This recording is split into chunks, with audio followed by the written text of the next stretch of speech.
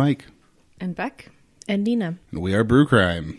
All right, welcome to our conspiracy episode. Just a quick announcement.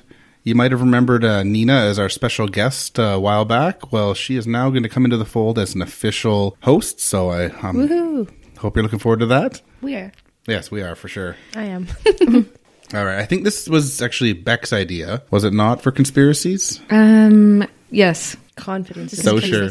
No, yeah, I was trying to remember where it came from, and it was actually a case that I looked up. I was listening to a podcast, and they briefly mentioned this person, and it sounded interesting, and then I was like, ooh, this could be a whole episode. Nice. Alrighty, well, let's just get into it then. Nina, what are you going to be talking about? Okay, so the conspiracy that I'm going to talk about today is, the title I'm giving it is True East. All right, what is the beer you brought? So the beer that I thought would match this is called What the Huck, as in, what the fuck, how are these guys still in jail?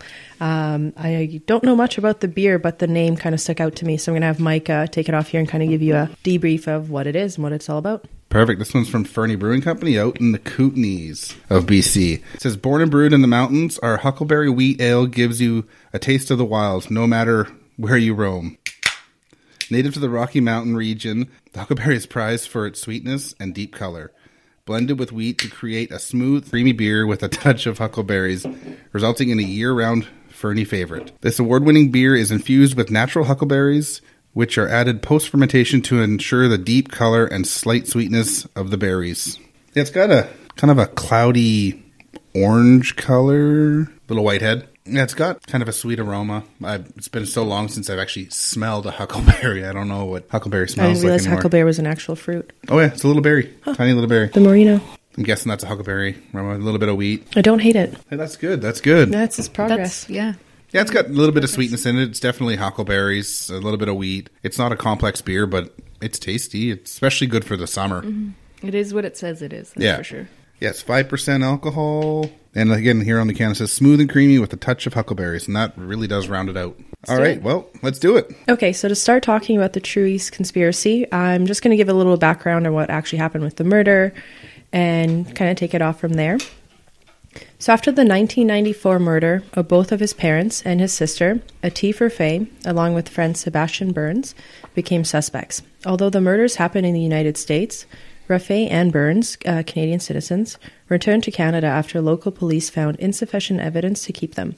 Back in Canada, in coordination with the FBI and the Royal Canadian Mounted Police, RCMP, used the controversial Mr. Big interrogation technique to extract confessions from the suspected killers. I'm just going to talk a little bit about what the Mr. Big operation is and why the confessions extracted from these two guys are complete bogus. Yeah, it's a weird thing they do. Sometimes it seems okay, and sometimes it seems really forced. Yeah, I mean, this is a perfect example where it's completely forced and cursed, and it feels not true. And I'll get into a couple of things that they had said they had done, but based on pure evidence that was at the scene, it just wasn't possible.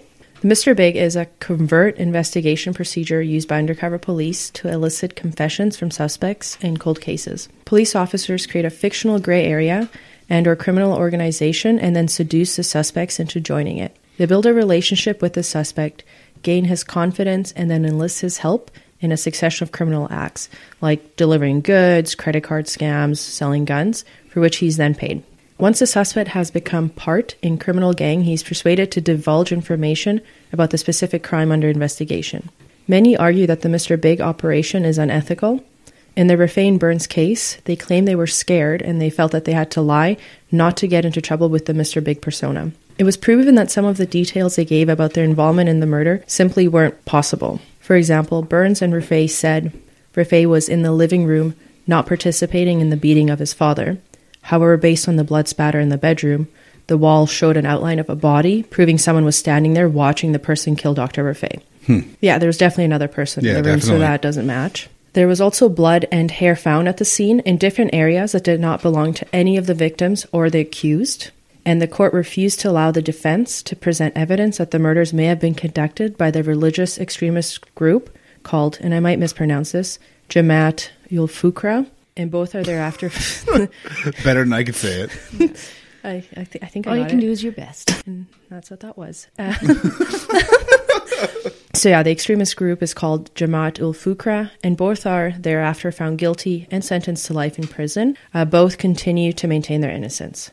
Now to get to the part of the conspiracy and the things that kind of lead to the messiness of this case. In the days following the murders, the Bellevue Police Department received 3 tips through other law enforcement agencies, one from Constable Galinas with the RCMP, one from an FBI informant, and one from the Intelligence Division of the Seattle Police. They provided names, addresses, phone numbers, the correct murder weapon, and motives. If that wasn't enough of a tip, was received before the murders were even committed. What the Huck, right? Yeah, what the Huck, for sure. The Bellevue Police Department discarded all of these leads with no justifiable reason for doing so. I don't know why you would just discard a lead coming from such a reliable source. Yeah. You know what Other I mean? police departments. Exactly. Yeah. So I'm going to go over the 3 specific tips that came through and just kind of give you guys a breakdown of that. So the first one I'm going to start with is from the RCMP. A confidential RCMP informant contacted Constable Galinas. That informant told Constable Galinas a man told him he had been offered $20,000 contract to kill an East Indian family that had previously lived in Vancouver, Canada, and had just moved to Bellevue, Washington. Officer Galinas contacted Bellevue investigators Robert Thompson and Jeff Gomez, the lead investigators of the Fernie murders, and communicated the information to them. He also told them how to contact him to follow up. The informant had provided truthful and accurate information to the RCMP in 2 previous homicides, which proved him to be a reliable source. The Bellevue investigators traveled to Vancouver and knocked on this man's door twice. He was either not home or wasn't answering. From here, the Bellevue police returned to the States without making any further contact. A question that's come up in this was the informant for sure talking about the Raffets. Well, the Raffet family is the only family who fits the description the informant provided. An East Indian family who lived in Vancouver, moved to Bellevue, and was murdered in Bellevue. That's pretty clear. Yeah, definitely is. Mm-hmm. Yeah. Having said all of this, why didn't the Bellevue police investigate this lead? Well, honestly, that remains a bit of a mystery. Not only does the description of the target fit, but the informant heard this information 2 days prior to the homicides. Next, what we have is the FBI informant. So about 5 days after the homicides, the Bellevue Police Department received a call from the FBI advising that one of their informants had come to provide information about the murders of the Raffet family. The FBI informant told Detective Gomez of the Bellevue Police that a militant Islamic faction said that Dr. Tariq Raffet would die because of his beliefs and teaching of the Quran. Jesus. So ridiculous. Yeah. Stupid religion. And just general religion. Yeah, just in general. Yeah, not that specific religion. Yeah. All. Mm-hmm. Yeah. The FBI informant had also said several days after the homicides, a member of this militant Islamic faction came to his house and was worried that the FBI informant had seen a baseball bat that he and some of the men were carrying around in their car. Because of this, the FBI informant believed the murder weapon was a baseball bat, which in fact it was. With this information, the Bellevue investigators learned that the FBI informant knew the identity of the murder weapon before the information was made public. Yeah, that's never a giveaway. Nope, not at all. The FBI informant provided names, addresses, phone numbers to the police so they could follow up. However, instead of following up, prosecutors in this case explained the Bellevue investigators thought the FBI informant was crazy, and I put crazy in quotes. Because of that, they didn't follow on any of the leads he had provided them. Jeez. Just how stupid can you be? Yeah. Got all these leads and let's just not do anything about them. Yeah, and didn't you say that this guy had already given information previously that Absolutely. they knew was factual? Yeah. So, but now on this one, oh, he must be crazy. Well, no, sorry, this is the second informant. Both have saying the same. Same thing. So the second guy, the one that I was just talking about from the FBI, had previously provided also reliable information to the FBI, and the FBI contacted the Bellevue police to tell them he would be providing information related to the case. Clearly, the FBI believed this informant was a reliable source. More importantly, based on his observations, the FBI informant believed the murder weapon was a baseball bat, a piece of information which was not known publicly. Since the FBI informant was right, he demonstrated that he had real knowledge of the murders, knowledge that Bellevue investigators should have drawn up for their investigation. And they didn't. Why get justice? I feel like this is a common theme that we discuss, where it's just all this information, all these clues, and then it's just no. I think a big thing that plays into this story as well is when it had happened, because it was in 1994. So I think had this been post 9/11, anything you heard about Islamic this, Islamic that would have been, regardless to what it is, we're going to investigate it. Yeah, But even if it's bullshit. In this case, it wasn't, but that's how it is now. Yeah. Which it's unfortunate you have to have one tragedy lead to another, you know.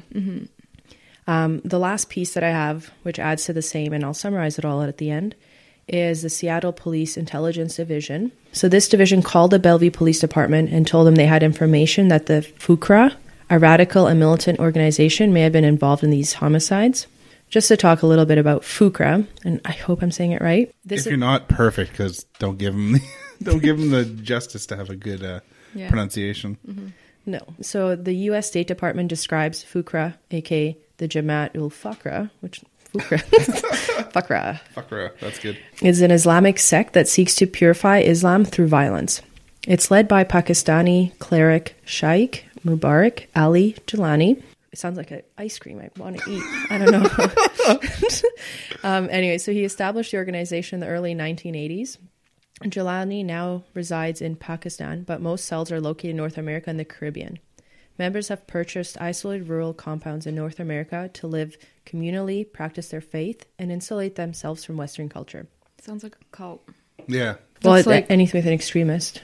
FUCRA members have attacked a variety of targets that they view as enemies of Islam, including Muslims they regard as heretics and Hindus. Attacks during the 1980s included assassinations, firebombings all across the states. Jeez. Yeah, these guys mean business. FUCRA members in the United States have also been convicted of crimes, including murder and fraud, of course.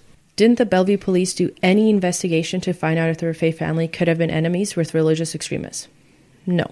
In addition to following up on these three leads, the Bellevue police did not question any members of the Islamic community in Bellevue to find out if Dr. Rafay had conflicts with Muslims in the area. That doesn't make any sense at all, because communities like that are so close-knit. Absolutely. Like, everybody knows everything about everyone else, and it would have been so easy. Like, all you would have had to do was ask. And, you know, Dr. Rafay was also a highly regarded doctor, well-known in the community. They would have wanted to help. Or someone would know something about him or their family or their background. Yeah. But Yeah, you think so?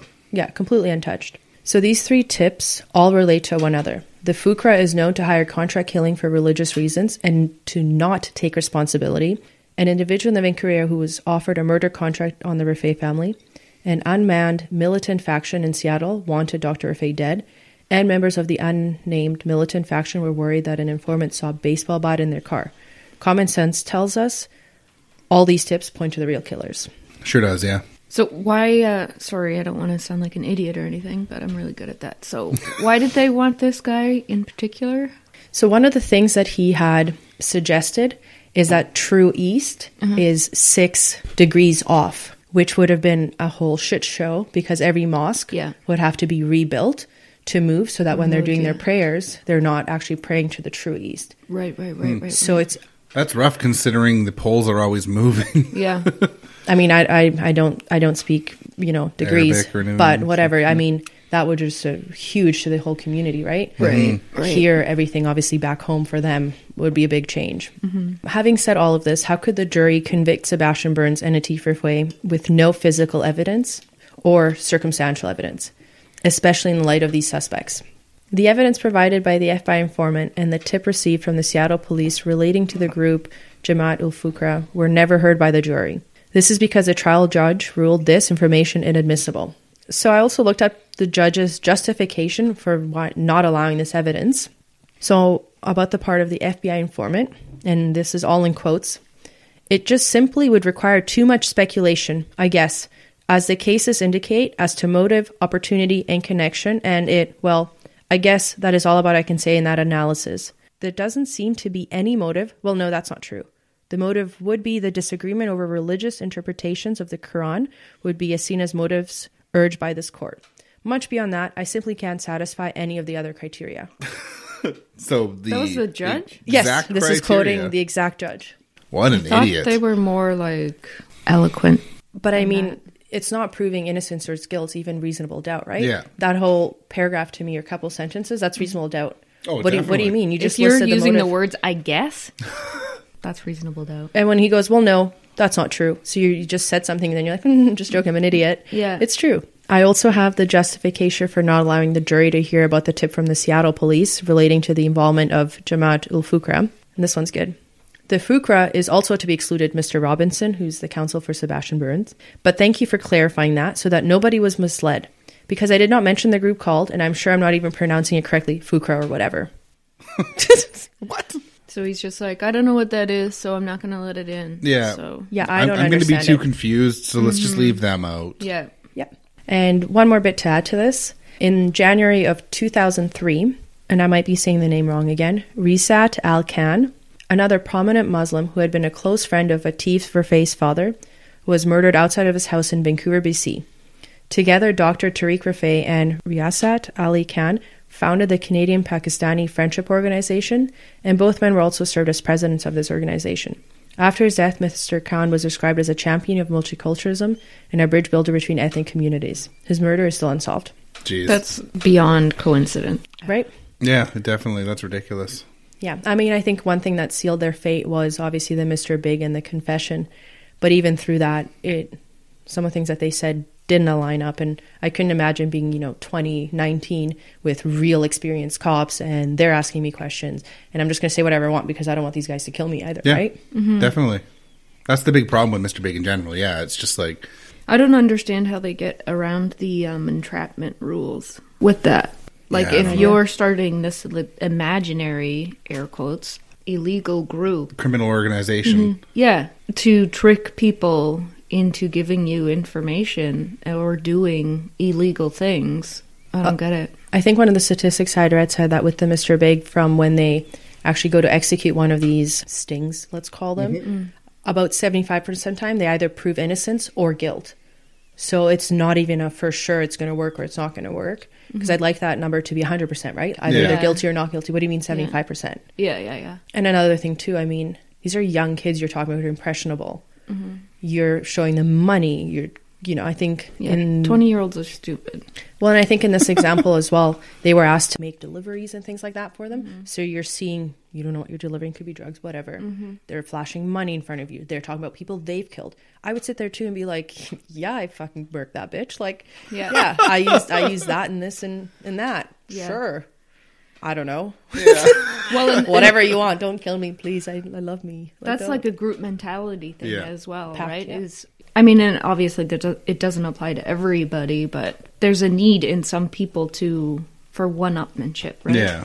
Oh, Which- you beat somebody up? Yep. Oh, well, I pummeled this person. Oh, you broke this person's hand? Well, I broke this guy's knees, Well, that's another thing with this one too. They're saying like, and how did you kill him? What bat did you use? But you didn't mention that it started with a bat. The cop Yeah. suggested that, so you go with that suggestion. That which totally So breaks the The point. idea of what you're doing. The Yeah. idea is to get the information, not plant the information. Yeah, Like that yeah. ruins the confession. Right. yeah, I hate that when I hear that. It's like they're not getting the right thing, so they just keep leading towards what You they feed them, want. yeah. It's like, no, that's not how it works. If they know it, they'll tell you. Well, that's the thing with Sebastian Burns as well, because he had started, most of the Mr. Big thing was around him. Atif was brought in at the very end. And what Sebastian had talking about, like, he killed this person, he didn't mention Atif at all. And then the police officer had said, oh, and where was Atif? And he's like, well, he was sitting in the living room. He wasn't part of it. That's just like an afterthought to me, right? Yeah. That's not, Yeah. here's what happens. Because, you'd boast, right? Like, yeah, I did this, I did that. None of that was relevant from that. I saw from that. Interesting. Yeah. Well, that's all I got on the True East conspiracy. Hope you guys feel like, what the heck? Yeah. I'm definitely saying what Yeah. the fuck right now. Yeah. Even just that whole True East thing is at 6 degrees further than what they think. I would recommend reading up on that. It is really interesting. Yeah. I mean, as much as someone who is, like, I would say that I'm anti-organized religion, but I'm very interested in reading about religion. Yeah. Well, I mean, right now, there's been a lot of talk that the North Pole is wobbling a ton, and it's not wobbling like they expect. And they're worried that it could, in the next, probably 100 years or whatever, we could have a pole swap. Who knows what's going on right now with the Earth? And who knows which way is true north, true east? But I think even the bigger picture of that is, why wasn't this evidence allowed, right? It may not prove Right. they're not their guilt or not, but it is substantial evidence. 3 different, as Becky had said too, it's police informants that came, FBI. Yeah. How do you not trust your own people? Yeah, it's still relevant. 100%, right? So this, I feel, had the jury seen or been allowed to hear about anything that I just spoke about, it would give that reasonable doubt of, what do you mean? Mm-hmm. And none of it was even allowed to be mentioned in court, which is, I think, complete just hogwash. Yeah. So these guys are still in jail then? They're still in jail. There was a Netflix documentary, their confession tapes that was put out. Yeah. That triggered a lot of investigation into this, and it's being reviewed now. I think the Innocence Project has just picked up their story. That's good. To get them out. Mm-hmm. Yeah, or to even just at least give them a free, fair trial. Yeah, I mean, they should be able to get a retrial even based on, well, statements like that joke that you just quoted. Or whatever, yeah. Oh, I guess this and right. Contradictory to myself. At the sentencing hearing, Sebastian Burns spoke, and one of the things he said that he feels like he didn't get a fair trial because they weren't allowed to introduce any evidence. Yeah. And the 3 little things I just mentioned, to me, would have been enough, as you know, as I keep going back to... Reasonable doubt. Absolutely. So yeah, I mean, fingers crossed something comes out of this, and at least that they get another opportunity at a trial to justify and clear their names. Or an actual real trial. Yeah. Well, I don't understand how you're supposed to defend yourself when you're not even allowed to introduce evidence. Yeah. So you actually don't have any physical evidence that was there. You don't even have circumstantial evidence.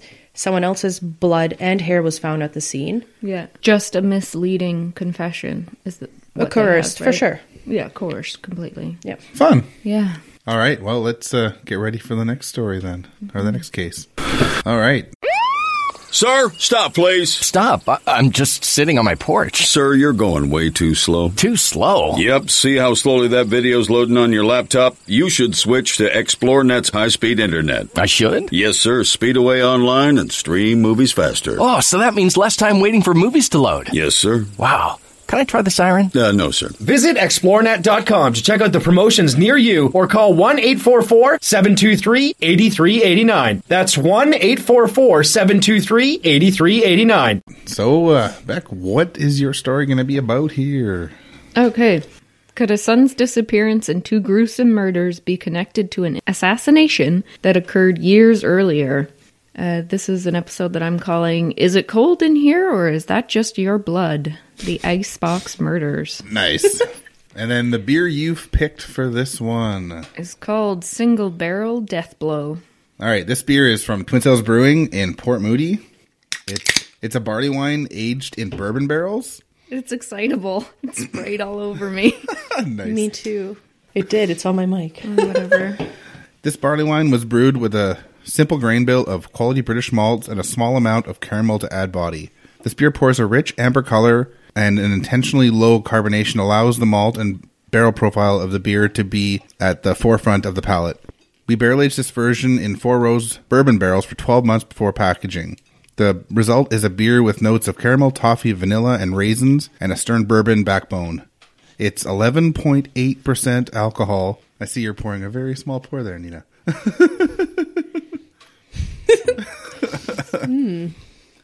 Yeah, it's a super dark, like chestnut color, sort of a brownish head. Big notes of like dark fruits and bourbon and vanilla, oak, even like raisiny. Some hints of toffee or something. Nina loves it.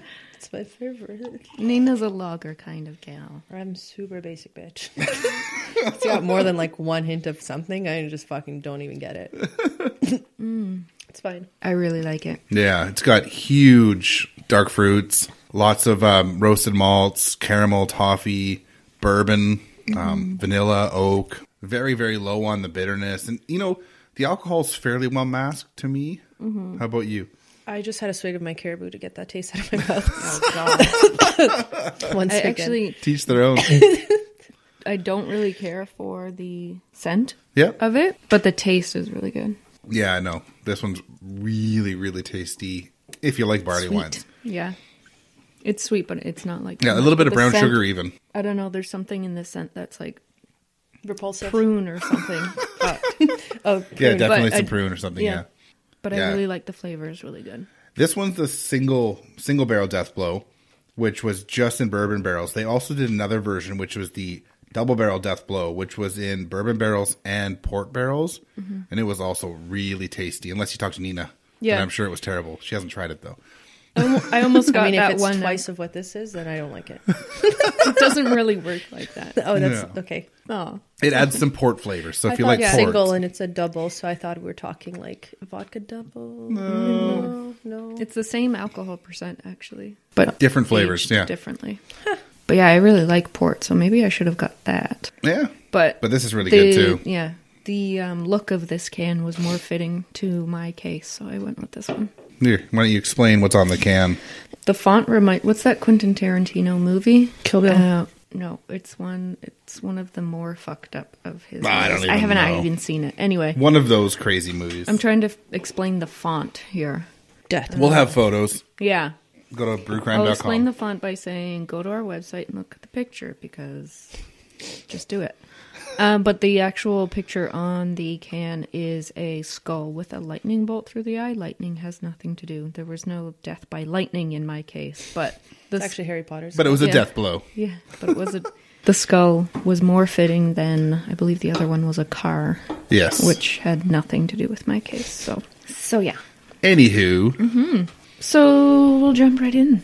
On June 23rd, 1965, Marvin Edward Martin became worried about his Aunt Ebby, full name Edwina Ivor Rogers. holy crap, that's a mouthful. Yeah, I know, eh? As his phone calls to her had gone unanswered, which was quite unusual for them. He called the Houston Police Department and asked them to check on her. The police arrived, and when there was no response, they forced their way into the house.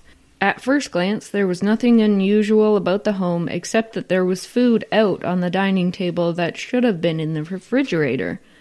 One of the officers opened the fridge and found it full of neatly stacked, unwrapped hog meat. As he was closing the door, something caught his eye. It was a pair of human heads staring right back at him from the vegetable drawer.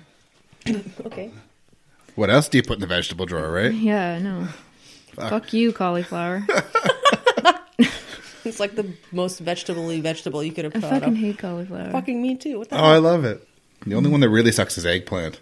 I like eggplant. If you bake it Eggplant's with nothing. seasoning and The everything. eggplant emojis ruined everything for me. Oh, God. I'm so unaware. Ew. Anyways, so Penises. there was a skull in the fridge. Yes. Human heads, vegetable drawer. The police had located Edwina Rogers as well as her husband, Fred. Fred's full name is Christopher Fred Rogers. That wasn't hog meat in the fridge. It was the couple's dismembered limbs and torsos, neatly cleaned, cut, and stacked. Ooh. You know what they say? Cleanliness is next to godliness. Their organs were later found in a nearby sewer. It appeared that they had been cut up and flushed down the toilet. Fun. Yeah. Police determined that Fred and Edwina Rogers had been killed on June 20th, Father's Day. Oh, that's so nice. Yeah. Yeah, no. Way to make it memorable. An autopsy showed that Fred Rogers was killed by blows to the head with a claw hammer, and his eyes had been gouged out and his genitalia were removed. Oh, no. Oh. Come on. The Happy boys. Father's Day. Edwina Rogers had been beaten and shot execution style in the head. That's a lot of fucking rage. Yeah, for sure. I need another sip of this death blow. Yeah, hold on. that's- Respect to the boys that he lost to. Yeah, well, I'm not going to drink to that. Anyway, it was determined that the bodies had been dismembered in the upstairs bathroom by someone who had some knowledge of anatomy. A lot of work was put into the cleanup after the murder and dismemberment, as very little blood was actually found in the house. This small amount of blood led to their adult son Charles' room. A third body, perhaps? Nope. All they found was a blood-stained keyhole saw. A search for Charles was launched. They weren't sure if he was a victim, a witness, or a suspect, but they were sure that they needed to find him. Charles Frederick Rogers was born December 30th, 1921. When he was 21, he enrolled at Texas A&M University, but later switched to the University of Houston, eventually earning a Bachelor of Science degree in nuclear physics. Wow. Fancy. Overachiever. He served in the U.S. Navy as a pilot during World War II and also served in the Office of Naval Intelligence. In 1948, he started working for Shell Oil as a seismologist. He was highly intelligent, obviously, spoke 7 languages, and had a talent for finding gas, oil, and gold for his employers. Charles joined the Civil Air Patrol in the mid-1950s. In 1957, he abruptly quit his job with no explanation. By 1965, Charles was unemployed and living back home with his parents in a house that he owned. He was described as being reclusive. So reclusive, in fact, that he communicated with his parents by passing notes underneath his bedroom door. Wow. I bet you can't imagine that. Passing notes? Yeah. I grew up with a generation that didn't have cell phones in high schools. I passed notes like a fucking champ. But I mean, the lack of communication with your parents. Oh, because my mom's everywhere? Because you guys are so close, and it's lovely. Absolutely. Neighbors didn't even know that Charles was living in the house because he left home before dawn and returned after it was dark. So where the hell's the conspiracy theory in this? Have you ever heard of the grassy knoll? Of course you have. Many conspiracy theorists believe that Charles was one of the actual gunmen on the grassy knoll. According to the 1992 book The Man on the Grassy Knoll by John R. Craig and Philip A. Rogers, Charles was a CIA agent who impersonated Lee Harvey Oswald in Mexico City and was one of the 2 shooters involved in the assassination of President John F. Kennedy.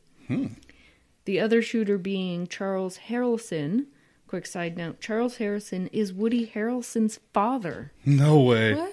Yeah. I've never heard of this until I was researching this case, and I'm just like, what the fuck? How have I never heard about this before? But Woody's mother's name is Diane Lou Oswald, related to Lee Harvey Oswald? No, she isn't. It's a total fluke. But the book further alleges that Charles Rogers and Charles Harrelson, along with Chauncey Holt, were the 3 tramps arrested in Dealey Plaza after the assassination. It is suggested that Charles killed his parents because his mother was tracking his phone calls and may have figured out more than she should have known. He then fled to Guatemala.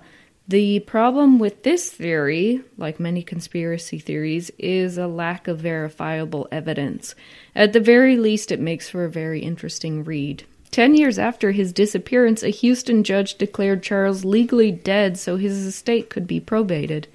Houston forensic accountant Hugh Gardinier and his wife Martha continued to investigate.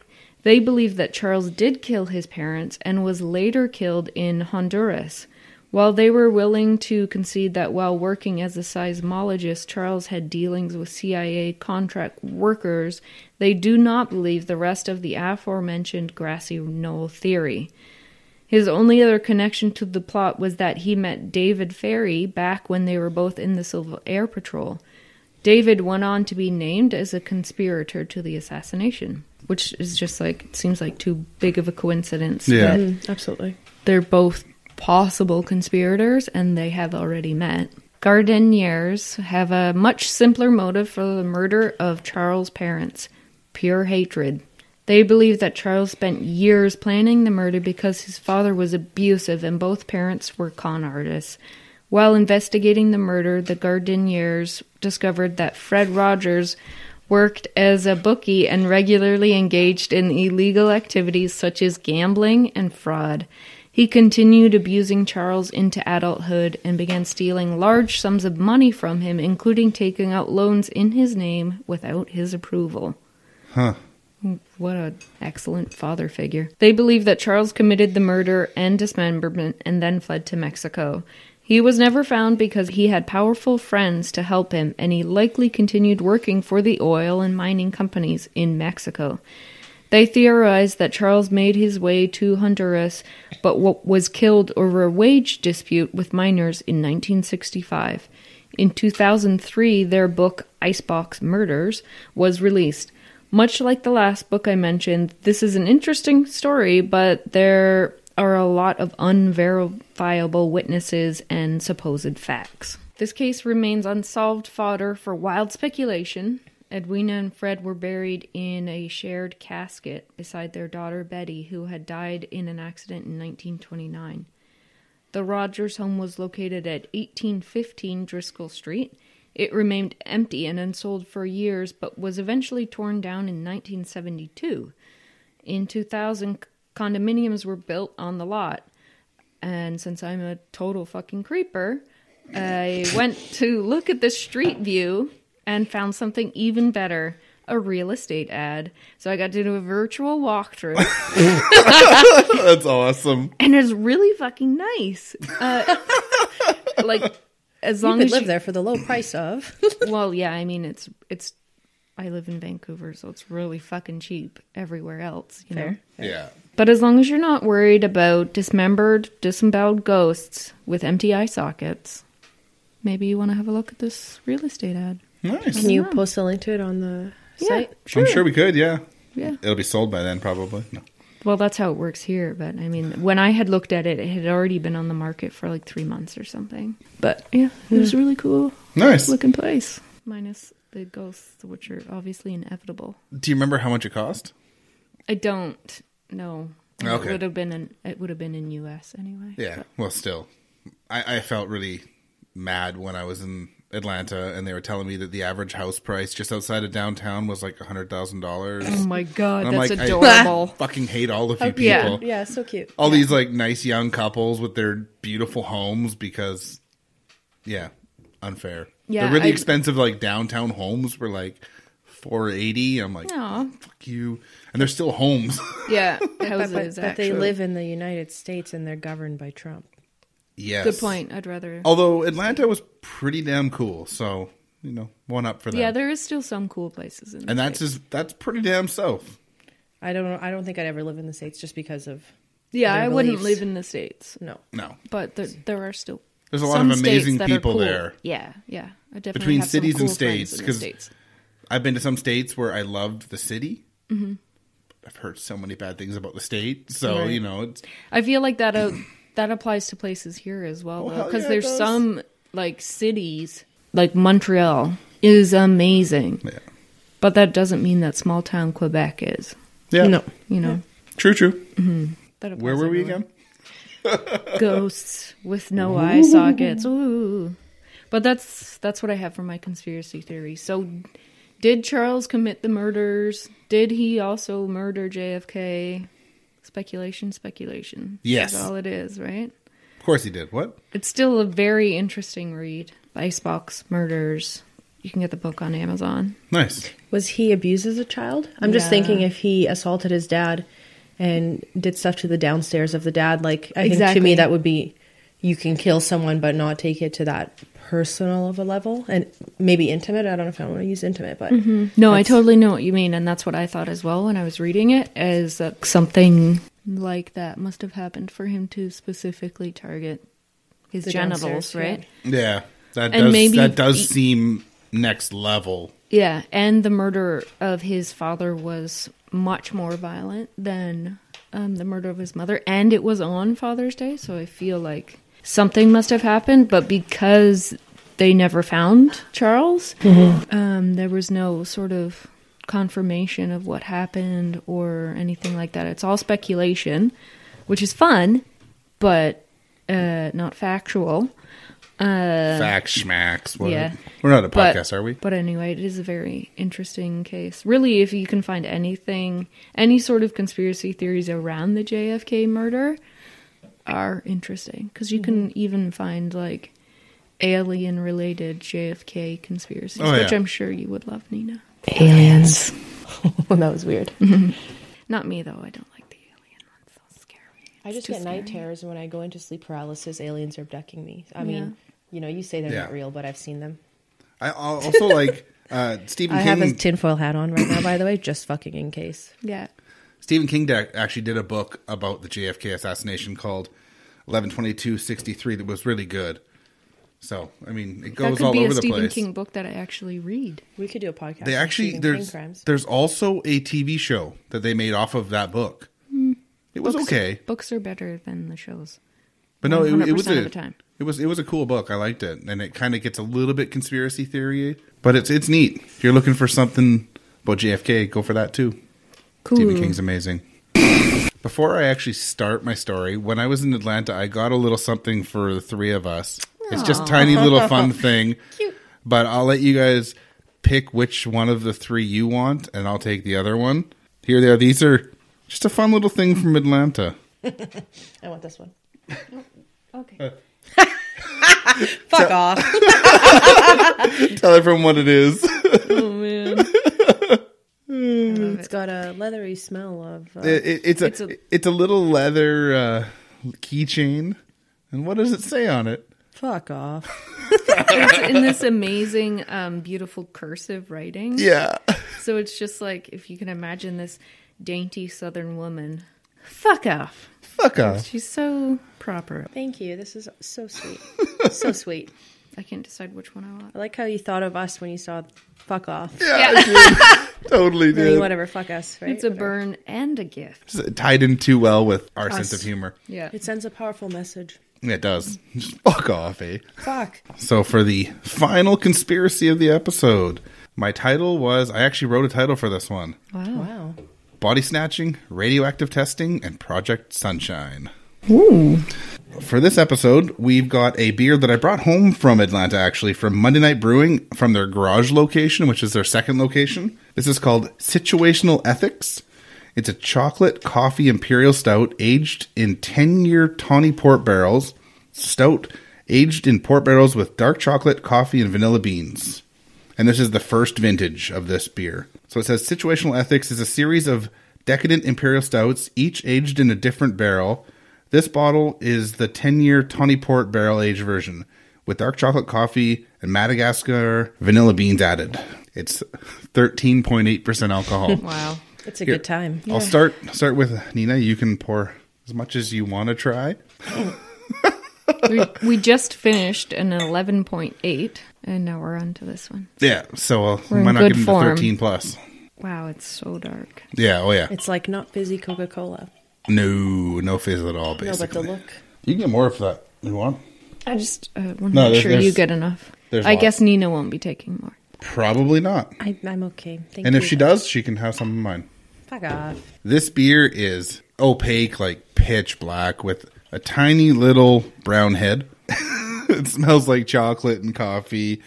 It smells like roasted malts, It's so creamy. Oh my toffee. God. There's definitely vanilla beans in there. It's not as sweet as the last one for the aroma. Oh, it's just so creamy and smooth. Like it coats your tongue on the way down. Lots of chocolate and coffee, vanilla. There's oak. There's the port barrels. It smells nice. It's better than the last one for sure for the smell. I could try to pair beers that you'll like, Nina, but it's like the opposite of what I like. Yeah. So It's not me, Man. it's you. you should pick beers that you like, and then we'll have to drink it. Yeah. Yeah, the first beer picked, the Huckleberry, I actually liked it. There yeah, you go. yeah. Weirder things have happened. Like Yeah. maybe this That was a win for all of us. Yeah, it was. This one has like brown sugar in it. It's really good. I quite like it. It's a little bit of earthy and ashiness in it. Yeah, no, I didn't have this version, but I had another version of this at the brewery in Atlanta and really, really liked it. So I picked up a whole bunch of bottles from them. So the rest of them will be on Pacific Beer Chat, but this one had to make it on this episode for sure because situational ethics completely ties in with this story. Let's hear it. Everyone likes a good conspiracy theory. Although, truthfully, I really prefer the ones that are just that, theories, with no basis in truth. Okay, the conspiracy. The United States government was stealing dead bodies to do radioactive testing. Wow, jump right in. That sounds like Cold War fear-mongering, and that makes sense, as it began in the 1940s and ran into the 1970s. The only problem here is that it was not just bullshit. With Bill Clinton as president in the 1990s, the U.S. government's Advisory Committee on Human Radiation Experiments looked into the claims of multiple scandals involving the Department of Energy and their human radiation testing. That's fucked up. Yeah. I haven't heard anything about this. So Me neither. This is all new.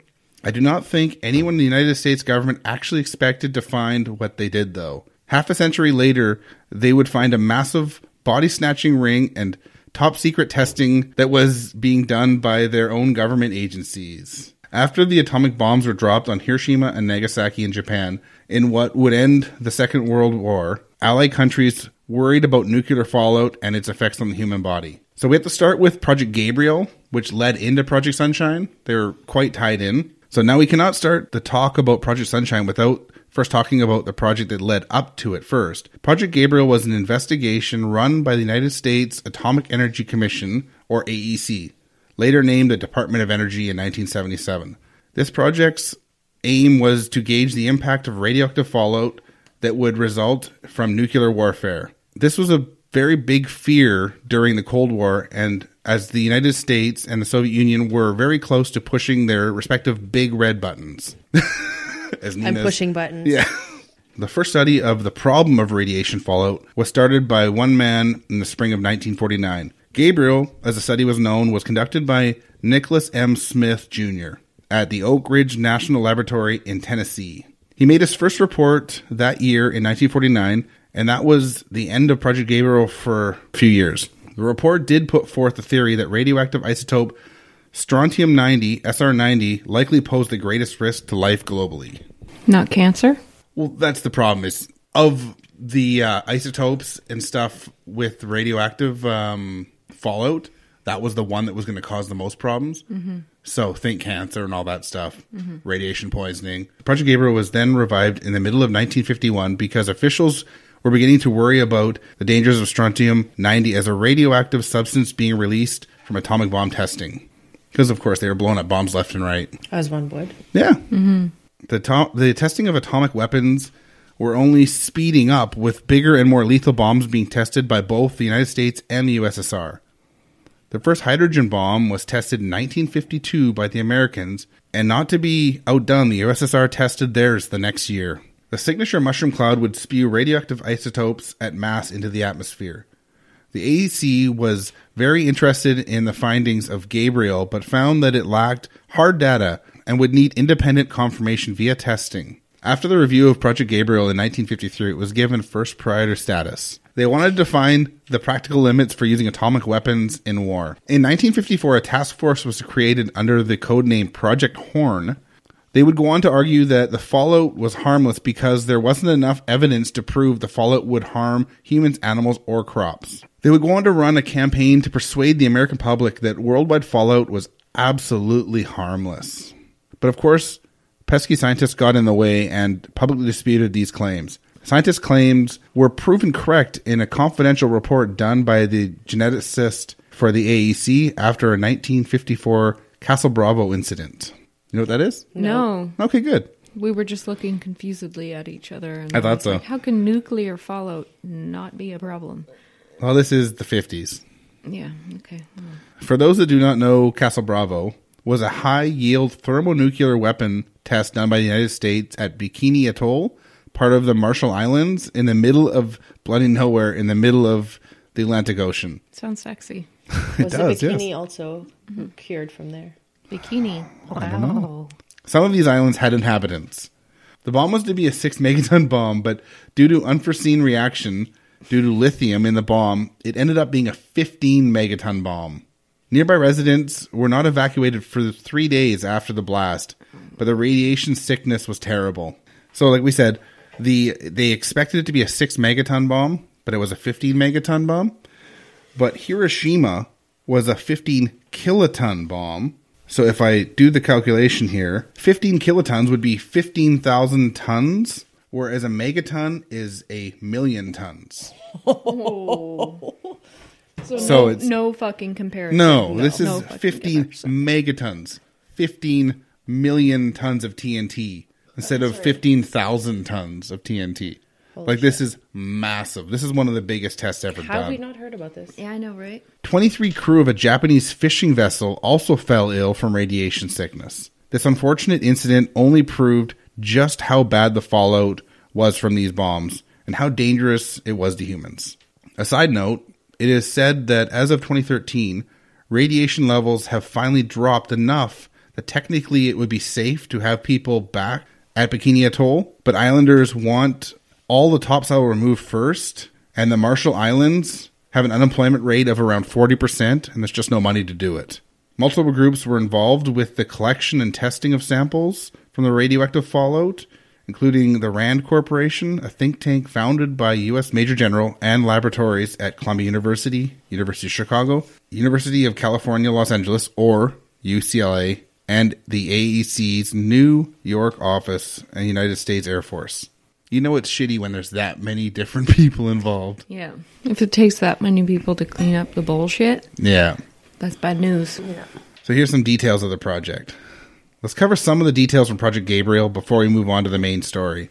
When they realized strontium-90 was the biggest hazard to human life, they studied the impact and damage each detonation caused. So they aimed to find out how many atomic weapons could be detonated before the air, water, and soil became so radioactively contaminated that it had long-term effects on crops, animals, and humans worldwide. Smith would estimate in 1949 that it would take 3,000 Hiroshima-sized explosions in one single growing season to see the effects it would have on people and the crops they ate. Moved to 1951, where he would use calculated data from 2 new atom bomb tests that it would take 10,000 Hiroshima-sized explosions before long-term hazards became a serious risk to people. Project Gabriel, in the end, opened a wide range of questions about the formation, transformation, fallout, and biological hazards due to debris that was created during the detonations of bombs. Project Sunshine was started by Willard Libby, a radiation physicist, on July 21st, 1953. One of the big issues that hurt Project Gabriel was that it lacked data in other aspects of the fallout that happened with atomic bomb detonations, leading to the study of carbon-14 and the creation of radiocarbon dating, which you probably all heard of. No. That's how they can date how old things are. As long as they've got carbon atoms in them, they can figure out if it's 100 years old, 10,000 years old, 1,000,000 years old, all through the radiocarbon testing. Okay, cool. Project Sunshine was a series of multiple research studies that aimed to look into the impact of radioactive fallout on the entire world population. It especially wanted to look into the long-term issues that nuclear radiation could cause to the biosphere from the ever-increasing and repeated and larger detonations of nuclear bombs. The project was commissioned by a bunch of U.S. government entities that included the AEC, the United States Air Force, and Project RAND. This is the kind of shadow government shit people are scared of. Well, Project Gabriel told us that SR-90 was the radioactive isotope that would be the biggest threat to humankind from nuclear fallout. Project Sunshine looked to measure what the global dispersal of SR-90 was using tissue and bones of the dead. Now, there is one age group that is most susceptible to radioactive damage. Can you guess what age group that would be? 40 to 50. The most important age group for this study would be that of children. Oh, sad. Tissue and bones from the young are the most susceptible to accumulating radiation. Oh, yeah, I guess that makes sense. Of course, with a covert study like this, you cannot just go and tell the general public you need their deceased relatives to study the deadly effects of radiation when you are telling them there's nothing you can fear. So, of course, it came to light later that the bodies were being collected without permission. Oh, no. A few years into the study, on January 18th, 1955, Dr. Willard Libby said that there was not enough data about the effects of fallout due to the lack of human samples or remains that he had at his disposal to study. A 1955 classified document marked as secret that was declassified in the 1990s laid out more about how they worked out their channels to get the bodies. It also noted that an expensive law firm was hired to look into the legalities of body snatching. This is in the 1800s. See, this is why 1950s. This was I have a thing about being an organ donor, right? Like, I saw this Special Victims SVU Law and Order episode. Yeah. Where Reliable. it was thank you. It was a child who, yes, the doctor didn't try to save because the probability was low, but there was a child in need that needed a healthy heart. So that she didn't focus on saving this child to give that kid a heart. Like, maybe this is all a conspiracy and that sign up to be an organ donor because you're one of the lucky few, whatever, that signed up to be an organ donor. We're not going to spend as much time trying to save you because someone else could use it for science, for radioactive testing, for new eyes, new heart. It's a conspiracy. For the next episode. If I was if there was a really high chance that I was going to die, but the chances that my heart would give someone else a full life, I would be fine with that. I think it depends. When I went to go get my new license, they give you like a BC driver's license just to renew it. They actually give you a pamphlet to sign up. I couldn't do it. I would personally, I know a lot of people want to be cremated and all that. I want to be buried. I'm dead. Like, I already did the damn thing. I died. I lived a life. Leave me alone. Take it all. Whatever that's still worth taking, go ahead. That's me. I'm like, yeah, definitely take whatever is worth taking. Skip the liver. Not my liver, right? Same page, right? It's not going to be my liver, but everything else, you should take it because it's less that my family's going to have to burn. Yeah. But see, you want to be burned. I just want to be like, I already fucking died. Like, what? Now you need to rip me apart and throw me into an don't oven? worry. I don't see the point in burial. We'll drag you out back and bury you. I don't see the point in taking up space after I've died. But I mean, there's other countries that have way better options than we do. Right. And that would be cool, but it's illegal here. But so that sucks. I think what my heritage is that there is a tombstone to go to where you go and grieve, right? Like, and you mourn. There still can be. Yeah, no, that's like. But I mean, my family is Roman Catholic, so I mean, I shouldn't want to be cremated. No, burn me. Yeah. Like the old babas and like where I'm from, babas is grandmas. They wear black for 5 years after someone close in the family dies, right? You don't see that here, right? Yeah. So I think with how I was raised and from what my norm is, I'm dead. Just fucking leave me be. I just want to. Other countries offer the option where you can be composted. I would do that if I could. It's not legal in Canada yet. Or you can be one of the options, which is still kind of in a legal gray area here, is you can be cremated, and then your remains can be used to make like a reef. Oh, interesting. And that promotes growth because our actual reefs are in decline. Yeah. That would be cool. I want to be burned and then tossed on my favorite mountains. Yeah. Which is not legal, but I don't give a shit. Yeah. It's not legal, but let's be honest. Everyone does it. I just want like bugs to crawl through the coffin, eat at me. That's what you want. That's cool. I mean, to each their own, right? Definitely. Yeah. I mean, maybe I'd want someone to like chop my tattoos off my skin and like say them as a relic. Yeah. We could make a book out of them. This was Nina when she turned 17. This was at 21. This is when she was drunk on Granville Island. Is this dagger under her? Hello Kitty. Best friend tattoo. Which my friend Anya still has. Thank you. You're going to have to bequeath that to her. So in your will, Nina has left you her ankle skin. Yeah. Treat it well. Get a frame, bitch. A Hello Kitty motherfucking frame. No, I'd include the frame in the will. That'd be fucking weird. Come on now, right? Yeah. Don't be cheap. Yeah, that'd be morbid. That'd be morbid. No, I know what you mean, though, because it's like, I'm like, oh, I don't want to be buried. I want to be burned. And then I'm like, I've spent thousands of dollars on this artwork. It'd be cool if somebody kept it. Yeah. It's a lot of money. I mean, my entire family. It's not even that it's the money, though, because this means a lot to me. Yeah. Same. I have a reason for getting this work done. I'd want to be buried, though, in Serbia. My dad's there, my grandparents, everyone. Mm-hmm. So yeah, that'd be an expensive fucking thing, but just throw me in the dirt there. It's fine. Yeah. There's a plot there. Mm-hmm. Makes sense. Back to bombs.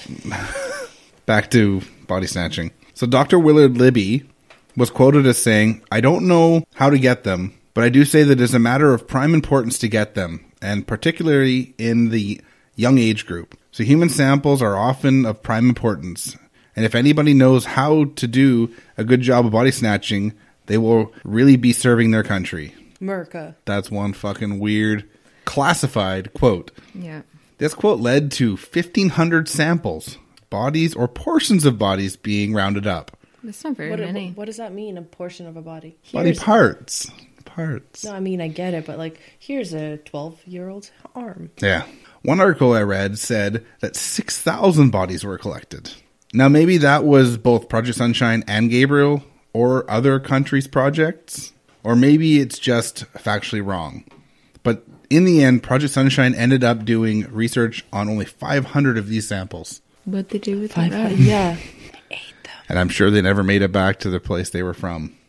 I've seen the Blade movies. I know what happens. Now, if we are to get results from all over the world, it would make sense that not only the United States would need to supply bodies for this project. So the once conspiracy got even darker or weirder. Bodies, mostly from babies and young children, were taken from countries from Australia to Europe, still without consent or knowledge of the parents. That's not right. It's like you think you're buried, because at that time, to be fair, people buried, right? It wasn't cremation. Yeah. So you think you're burying your loved one, your child, your deceased, and it's a bag of shit. Or you buried them, they dug them up, took think? them, Yeah, reburied. I mean, as much, like, personally for me, as much as I'm like, it doesn't matter what happens to your body after your death, it does to some people. Yeah. It's deeply important Well, and to some people. I still want to be cremated, And but they I want to go where I deserve want to that. go. Yeah, exactly. Yeah. But that's just, it's so wrong. For the people involved in the study that did not have security clearance, they were given a cover story that read something like, the skeleton collection would be used to study natural occurring radiation and not that from fallout. Well, this wasn't to the parents. This was just to people involved with the study but without security clearance. So they didn't know that it was talking about, oh shit, these bombs are going to kill us all. So it's just a false layer of bullshit Yeah. to make them feel okay about what they're doing. Yeah. After the story broke about Project Sunshine and the connection to bodies all over the world, American allies started to do their own investigations. Great Britain would start their investigation once a newspaper launched a story that British scientists had been collecting bodies of children from various hospitals and shipping their body parts to the United States. One British mother was forbidden to even dress her stillborn child for her funeral. This was to cover up the fact that they had removed the baby's legs and sent them to the United States. Jesus. This is bloody morbid and disgusting. Like, not even let the mother dress the fucking child that was born stillborn. I don't even know what to say to that. Yeah. Like, this is like the worst possible moment in this woman's life, and you're making it worse. Yeah. Back in Chicago, scientists were hard at work doing tests on strontium-90. They cremated 44 recently deceased infants so that they could measure their levels of SR90. My research noted that parents were most likely not notified, and I would assume that this was 100% in certainty. This test was likely done as research coming out of either Sunshine or Gabriel helped determine that SR90 was what they call a bone seeker. It is called this because it deposits into the bones and the marrow after it gets into the body. Chicago was even more disgustingly involved in the testing, as long-term classified documents that were released state that the Chicago Baby Project used, as they said it, not me, mentally retarded teenagers, ethnic minorities, and other disadvantaged groups in radiation testing. Makes you wonder about a government that will do this kind of unethical testing all in the name of the Cold War, doesn't it? It is said that civilian prisoners may have been considered or even used for some radiation testing, mostly out of the state of Utah prison system. I could not find out if it was only considered, though, or if it was actually followed through with. Also, this almost sounds like it could have been live testing. Only days after the previously mentioned British investigation, Australia started their own investigations. The Australian Ministry for Health and Aged Care began to look into the possibilities that babies' bodies were being shipped to the United States for testing with no parental permission. A spokesman for Australian Health Minister Michael Wooldridge was quoted as saying, "We need to verify if Australian babies were used in this manner, how many, and where they came from." More investigations followed in Hong Kong. Hong Kong was a British colony all the way up till 1997, and as such, reports from Britain set off shockwaves there, and it forced authorities to look into the inquiries. Do you think some of these parents would have actually signed off if they had the option? Some of them would have, but Some- it's like there shouldn't have been the option to use it if they couldn't have. Yeah. Do you know what I mean? Like, if they had have made the option available publicly, would they really have ended up with less than what they got illegally?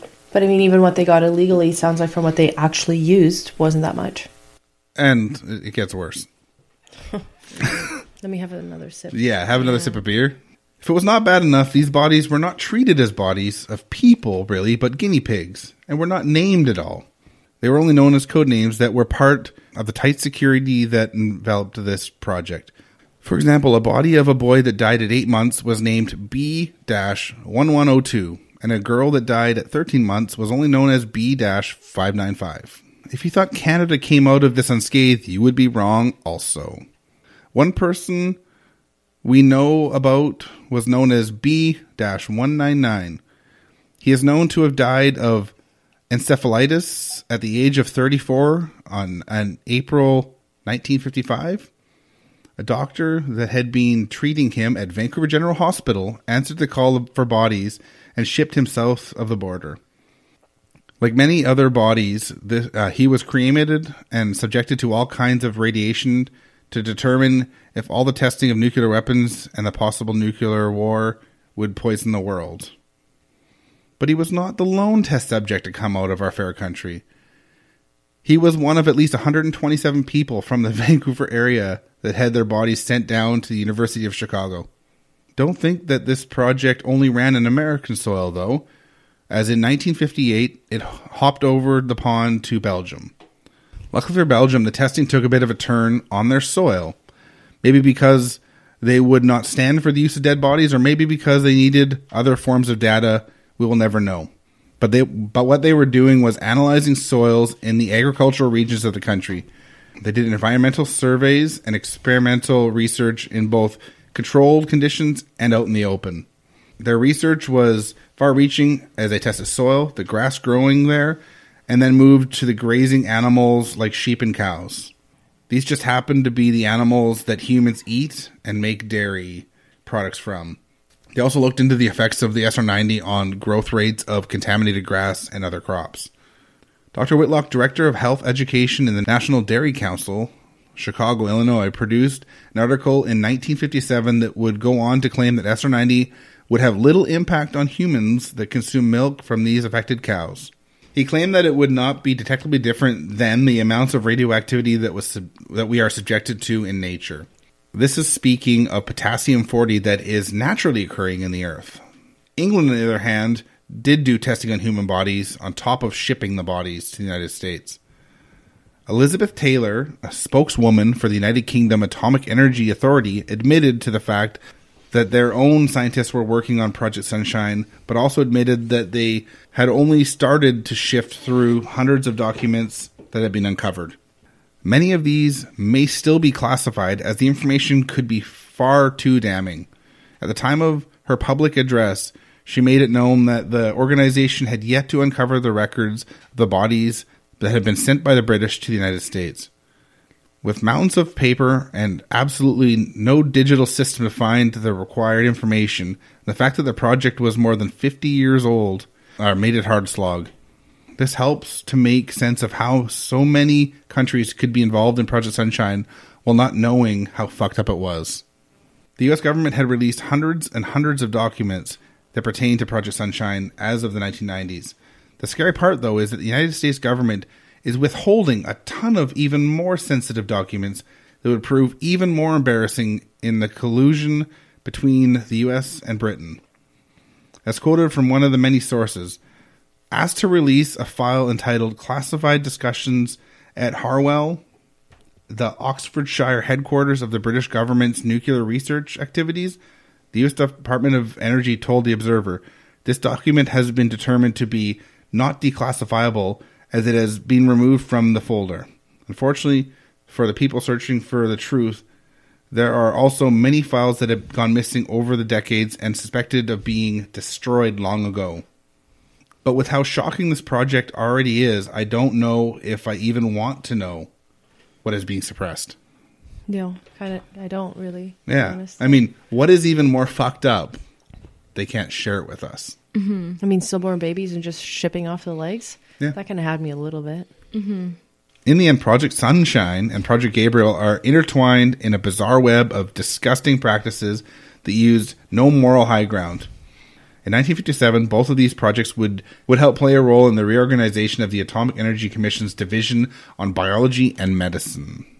I will leave you with this fact. Dr. Willard Libby, who started Project Sunshine and worked out of the University of Chicago, went on to win the Nobel Prize in Chemistry in 1960. At least in the end, this one is not as fucked up as MKUltra that was run by the CIA. This was only done on dead bodies, while MKUltra was actively pushed upon unsuspecting American citizens.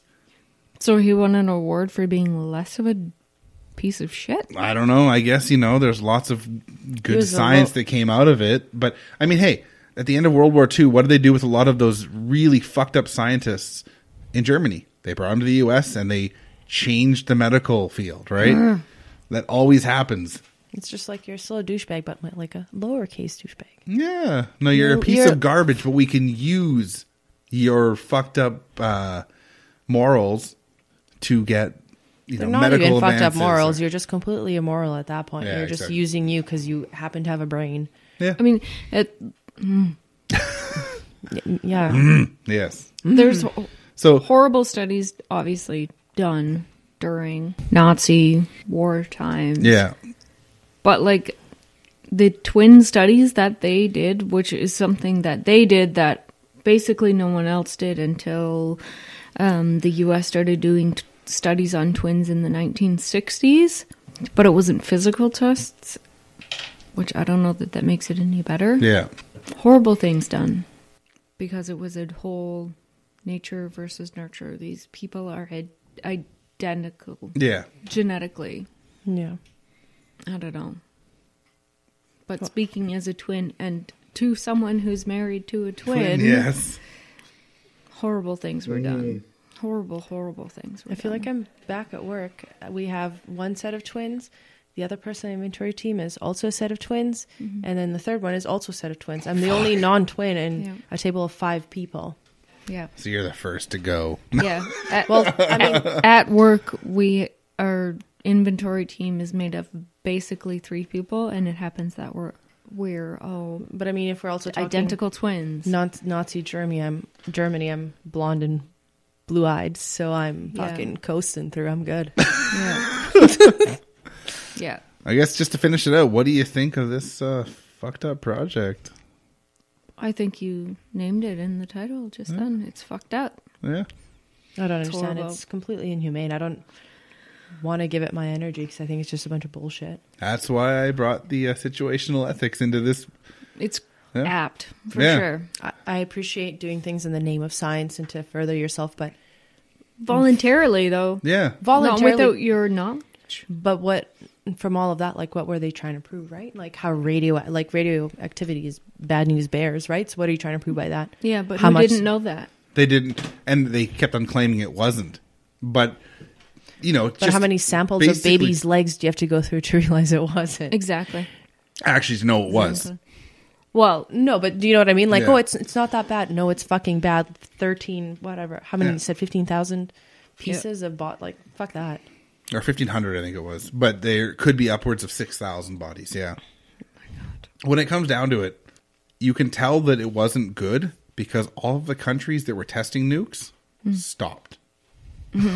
Right there, that's proof that the fallout was fucking the world up. Otherwise, they wouldn't have stopped. They would have kept testing. yeah. And I think we can all have differences on what we want to do with our bodies when the end comes, when it happens, or what parents want to do with, God forbid, their children deceased when they're born. But it's Yeah. still a choice you're making. And this wasn't a choice that anyone who was collected, let's Yeah. say, had a say in. And I mean, how much do you want to bet? There would definitely be parents around the world that would be willing to give their children's bodies for science, as long as there was an option. But because there wasn't, it's not right. Well, I've been to the Bodyworks exhibit at Yeah. Science World that we've had, and there was fetuses in all different stages Yeah. and children and babies growing up. And told- smokers. Yeah, that was a really, really cool exhibit. I wish it would come It was back. really, really good, yeah. Super dope, but I think at that point, like, it's still morbid. It's still crazy what they're using their bodies for, but it's their choice and they went to that, Yes. right? And at this point, like, how do you also decide, like, fine, we're going to snatch the body, but personally, like, how do you decide, the left leg's better than the right leg? I don't know. I personally feel offended as a dead person, as a ghost, be like, you brought in my whole body isn't good for enough for you? Burn You just them want all. No. You Burn just it. want my left butt cheek? Like, what are you talking about? For me, as a dead person, I'm like, take as much as possible that you can use to help somebody else. Cool. Just burn the rest. I don't even fucking care. Because after my soul isn't there, it's just a fucking empty vessel. Who gives a shit? Nobody cares. Hell yeah. Preach. On that kind of same relative note, though, I also don't want to be a victim of some fucking crazy serial killer cannibal. Neither do I. Yeah, no, totally. Yeah. And we all could I don't be, so- want to, in the end, be a shit. Yeah. Literally. All right. I'm not sure how I was expecting that turn, but Yeah. you just, like, I just see like a Beck turd in a toilet. Exactly. It's not how I see my life ending. On that crappy note, Exactly. why don't we close this one out? Thanks for listening. You can find us on all your favorite podcast apps. Spreaker.com, our host. You can email at us at brewcrime@pacificbeerchat.com. You can look for us on Facebook at our group, which I think is facebook.com/group/brewcrime. Yeah. And you can find us on Twitter at brewcrime. So check us out and let all your friends know. Thanks for listening. We're on Spotify. Don't forget. We are on Spotify. My favorite. Google Play Music, like I listen to, iTunes, Apple Podcast, all kinds of podcast apps. So look for us and hope you'll tune in. Thanks. Bye. Bye. Brew Crime's intro was created using Creative Commons Attribution Licensed Audio from purple-planet.com, soundbible.com, and freesoundeffects.com. This has been a production of pacificbeerchat.com. Brew Crime's intro was created by Mike using Creative Commons Attribution Licensed Audio from purple-planet.com, soundbible.com, and freesoundeffects.com. Logo design by Ben Greenberg. All cases and stories are written by Beck and Mike, and sources are put into the show notes for each episode. We always want to give credit to the people that research the cases we talk about. Check out our store at brewcrime.threadless.com, where you can purchase swag like t-shirts, phone cases, beach towels, all kinds of crazy stuff. We can be found on your favorite podcast app, Spreaker.com, or brewcrime.com, as well as at brewcrime on Twitter and facebook.com/group/brewcrime. Thanks for listening. This has been a production of Pacific Beer Chat. Brew Crime is part of the Hopped Up Network. Here is a sample of one of the podcasts you can check out by going to hoppedupnetwork.com. Talking Point, a topic that invites discussion or argument. Drinking Points, topics that invite discussion about local history over a cold beer. Hey everyone, I'm Haley. And I'm Troy, and we are Drinking Points, a history podcast brewed for your enjoyment. Join us as we discuss history and brews from Buffalo, New York and beyond. Find us on the Hopped Up Network.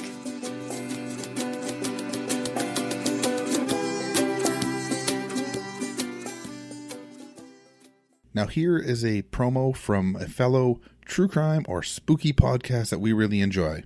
Hope you'll take a listen. I'm Roseanne, host of the California Dreaming Podcast, a show that delves into the darker side of the not-so-golden state. Together, we will visit some of the most unhinged and chilling crimes that ever shook California. Join me as I take you on a journey into a news story each week with a different backdrop from all around California. From the bright lights and glamour of Hollywood to the picturesque and tranquil wine country, no crime, no town, nobody is off limits. Listen to California Dreaming on the Orbital Jigsaw Network or anywhere you listen to podcasts. Thank you. So the conspiracy I'm going to be chatting about today is the... Nope. Sorry. What? I was worried that when I was supposed to say my name earlier, I'd just be like, back. By accident. That's disgusting. The little white head comment is just like, ugh. But I know what you mean. Your mind's on the gutter. No, Come back to us. Ew. I don't know what you're talking about. I'm talking about pimples, but... Oh, Yeah. Yep, no. Yeah. Someone's going to burp. Nope.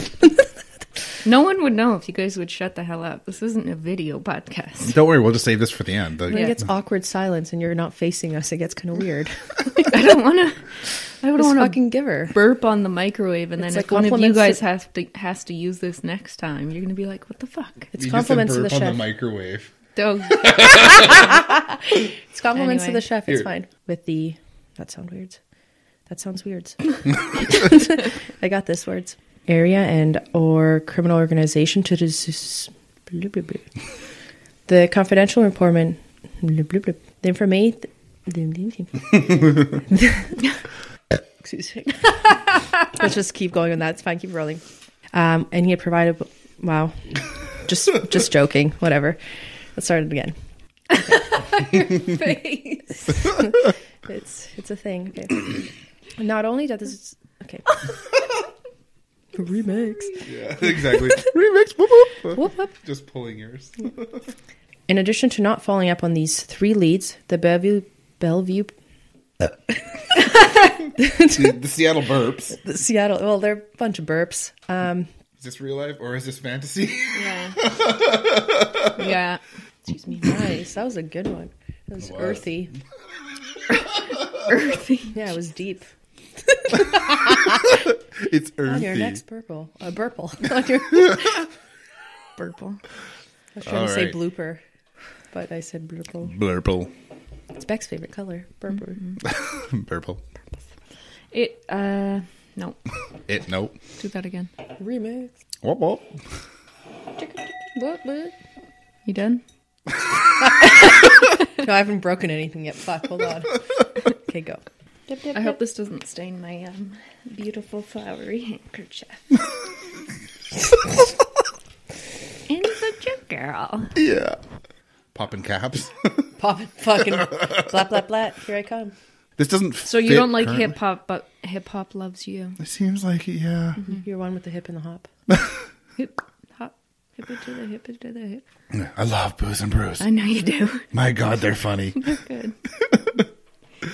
He speaks a lot, though. Yeah. He doesn't- But he's like supposed to be the sound guy. Yeah. But he's real chatty. Yeah, he is. I love their song. I love their intro song. It's so good. I'll have to have a listen. I'm not, no idea what we're talking about.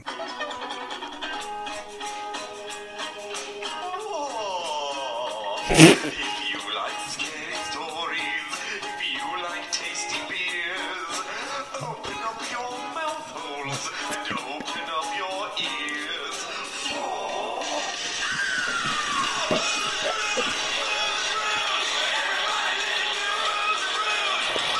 This is amazing. Yeah. It's so good, right?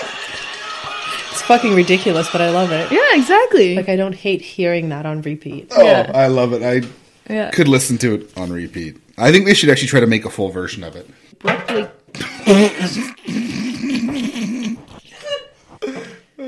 So started, he abruptly Okay. dropped her phone. Sure. Fuck. Do.